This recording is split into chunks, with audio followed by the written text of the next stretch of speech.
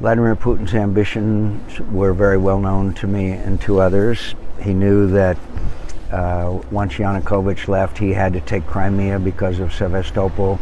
Then he tried the separatists. That didn't work. He armed the separatists. That didn't work. So then he sent in thousands of Russian troops.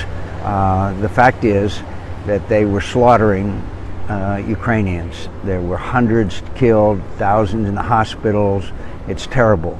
Poroshenko had no choice but to agree to a ceasefire. What is going to happen? I predict to you that it will be another step in Vladimir Putin's strategy to separate eastern Ukraine from Ukraine and perhaps a land bridge to Crimea.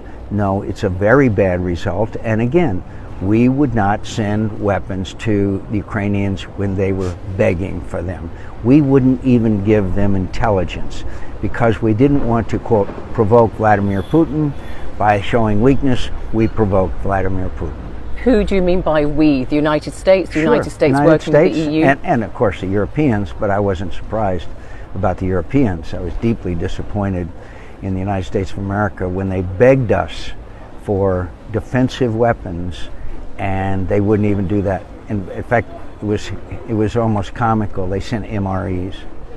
Why were you not surprised by the Europeans, you say, not taking sufficiently tough action against Because Putin? they're dependent on Russian energy. It's obvious. It was obvious. And the United States, it was obvious that we weren't going to assist them, and